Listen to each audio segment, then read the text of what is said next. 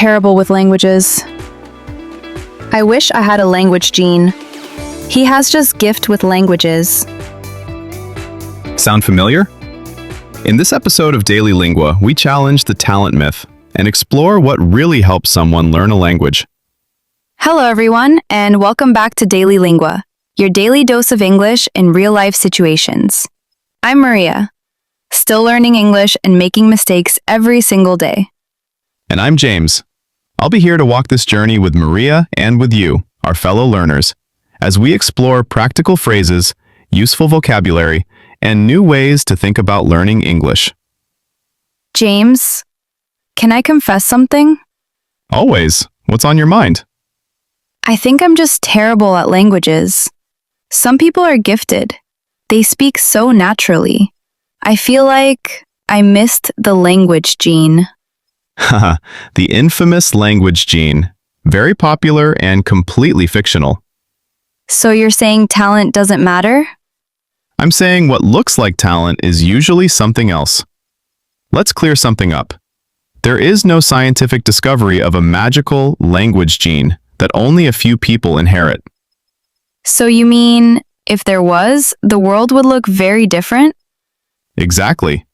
Nearly every child on this planet learns at least one language fluently, not because they're talented, but because they're immersed. No child says, "Sorry, I don't have the talent for my mother tongue." Ah, you're right. They listen for thousands of hours. They experiment. They make mistakes constantly, and no one tells them they're bad at it. But adults? We try 3 times, struggle a little, and decide it's not for us. Maria, have you heard the expression, behind the scenes? Like in movies when they show what happens during movie production? Exactly. But in real life, behind the scenes means the effort people don't see. When someone speaks English fluently, you're seeing the performance, not the years of awkward sentences, repetition, embarrassment, and practice behind the scenes. So I'm comparing my practice to their performance. Yes, and that comparison is unfair. That's a powerful image, James. It reminds me of watching a professional pianist. You see their fingers flying across the keys, and you think, they were born to do that. But you don't see the 15 years of playing scales in a cold room at 5 a.m. So, we only ever see the performance, never the practice. We fall in love with the result, but we're terrified of the process. Spot on. In English learning, the scales are the awkward hello, how are yous, and the moments you forget the word for spoon at a restaurant. When we see a fluent speaker, our brains want to find an excuse for why we aren't there yet. Saying they have talent is a defense mechanism. It lets us off the hook. Off the hook? How so? Because if it's talent and I don't have it, then it's not my fault if I quit. But if it's work, then the responsibility is on me. That's a scary thought for some people. You caught me. It is easier to blame my DNA than my lack of study time. Growth often begins with awareness. Let's introduce a few words that help us think more clearly. Innate, something you're born with. Many people believe language ability is innate. Meaning you either have it or you don't. Exactly. But research consistently shows that exposure and consistency matter far more. Exposure meaning being around English regularly? Yes. Listening, reading, speaking. Repeated contact over time. And consistency means small, repeated effort. But James, consistency and exposure sound like big, intimidating words. If I don't have a language gene, do I need a discipline gene instead? Because I'm not very good at studying for hours. Definitely not. In fact, studying for hours is often the fastest way to burn out. Let's look at the Toothbrush Principle. The Toothbrush Principle? Are we learning English or dental hygiene? Both require daily maintenance. Think about it. You don't brush your teeth for 12 hours once a month and expect them to be clean, right? You brush for 2 minutes twice a day. Language is exactly the same. So you're saying 15 minutes every day is better than 3 hours on a Sunday? 100%. Our brains are like muscles. They need regular, low-stress tension to grow. When you cram for 3 hours, your brain enters survival mode. It remembers the information for the test, and then it throws it in the trash to make room for dinner. That explains why I forget everything I learned in my intensive weekend courses. It was too much furniture arriving at the house at once, like you said earlier. Exactly. And that brings us back to exposure. People think exposure means moving to London or New York. Doesn't it? I always thought if I lived in London, I'd wake up speaking like Shakespeare. You'd probably just wake up confused by the weather. Physical location is less important than your digital environment. Maria, what's the first thing you do when you wake up? I check my phone. I scroll through social media. In what language? In my native language, of course. It's easier. That's the hidden practice. If you change your phone settings to English or follow 3 English-speaking creators who talk about things you actually like, cooking, tech, cats, you've just created micro-exposure. So instead of making English a subject I study, I make it the background of my life? Precisely. You stop learning English and start living in it. It's the difference between looking at a map of a forest and actually walking through the trees. I like that. It feels less like a chore. But James, what about when I'm tired?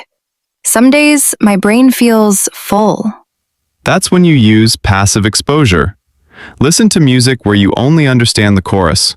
Watch a movie you've already seen in your language, but play it in English. You aren't working, you're just marinating. Marinating? Like a chicken? Exactly. Let the grammar soak in. You don't have to understand every word to benefit from the rhythm of the language. You know, this makes the gifted people seem even less magical. They probably just marinate more than the rest of us. They do. They've turned their curiosity into a habit. They don't wait for study time. They find English in the labels of their shampoo bottles or the instructions on a microwave. Okay, no more excuses about my DNA. I'm going to change my phone settings today. Careful. Make sure you know how to change them back, or you might get lost in your own settings. Good point. But seriously, James, this makes me realize that talent is just a word we use for people who found a way to make the process fun. If it's fun, you do it often. If you do it often, you get talented. It's a beautiful cycle. So the magic is really just staying in the game long enough. It's about that small, repeated effort we mentioned. Exactly. That's a much more empowering explanation. Empowering. I like that word. Good. That's how vocabulary grows through reflection, not pressure. But James, what about the people in my class who seem to get it faster? We all have the same exposure, but some people just click. That's the iceberg effect. You see the 10% of their progress in class. You don't see the 90% below the water. Maybe they listen to English podcasts while they cook. Maybe they grew up watching English cartoons. Or maybe, Maria, they just aren't afraid of looking stupid. Oh, looking stupid is my biggest fear. And that's the barrier. The gifted student is often just the student who is willing to be wrong the most times. Every mistake is a data point. So when I say he's gifted with languages, what should I say instead? Try, he's trained, or he's experienced. That sounds much less magical. Because it is. Language learning is a transformation, a gradual change over time, and transformation requires repetition. So the gifted student in class probably just practiced more. Most likely, and probably made more mistakes too. That part is comforting. Let's adjust one more sentence. Instead of, I'm terrible at English, try, I'm still learning. I'm still learning. Now add one powerful word, yet. I'm not fluent, yet. Exactly. Yet creates possibility. It feels lighter, less final. Because language ability isn't your identity, it's a skill you're building. And for those of you listening at home, maybe on your commute or doing the dishes, I want you to take these words out of our conversation and put them into your own mouth. Because, as we've just learned, the way we talk about our progress dictates how much room we give ourselves to grow. If you tell yourself you're bad at a language, you've closed the door. But if you say you're learning, you've left it wide open. So, let's practice shifting that narrative together, dear listeners. I'm going to give you 3 phrases. I'll say the old way of thinking first, then I'll give you the new version. I want you to say these out loud right after me. Feel the weight lift when you say them. Repeat after me. Instead of, I'm just not a language person, say, I am training my brain every day. Instead of, I'll never understand native speakers, say, I'm becoming more experienced with every listen. And the most important shift of all, instead of, I'm too slow when I speak, say, I haven't reached my natural speed yet. I can hear that. The sound of a door opening. Exactly. Your ears need to hear your own voice claiming that space. And since we're talking about the power of our vocabulary, Maria, I think this is the perfect moment for our word of the episode. Oh, really? What's today's word? Journey. Like travel? Yes, but also metaphorical. A journey is the distance between who you were and who you're becoming. So my mistakes are part of that distance? They're the milestones. That changes how I see everything. Think about it this way, Maria. When you learn a new language, you aren't just replacing hola with hello. You are reconstructing how you express your identity. What do you mean by identity? Well, in your native language, you are funny, or smart, or serious. In English, when you can't find the right words, you might feel small or boring. The journey is about finding your funny or your smart in this new language. That's exactly how I feel. I feel like a different, simpler version of myself in English. And that's okay.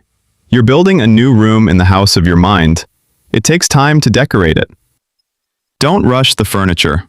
That's deep. It's also true. Let's ask our listeners something. Where are you on your journey right now? Are you at the beginning, in the messy middle, or gaining confidence? And what belief do you need to leave behind? And if this episode made you think differently, don't forget to subscribe, like, and leave a comment. It really helps us grow and continue this journey together. Your support keeps Daily Lingua alive, and we genuinely love reading your thoughts. And don't forget the free PDF for this episode to help you use them. It's in the description. Today's phrases plus small activities. Let's summarize what we discovered today before we say goodbye. Talent is overrated. Exposure builds familiarity. Mindset shapes progress. Mistakes are evidence of growth. Fluency doesn't happen overnight. So maybe I'm not terrible at languages. You're developing. Maybe I don't need a language gene. You need exposure, consistency, and emotional safety. Emotional safety, meaning I'm allowed to make mistakes? Exactly. That's where real learning happens. Okay, I feel hopeful now. Good, because this is just the beginning of your journey. Thanks, James, and it's time to say goodbye. Thank you everyone for spending these minutes with us. In the next episode, we'll talk about practical daily habits that actually work. Without magic language genes? Without magic language genes. This is Daily Lingua. Keep speaking. Keep growing. See you next time.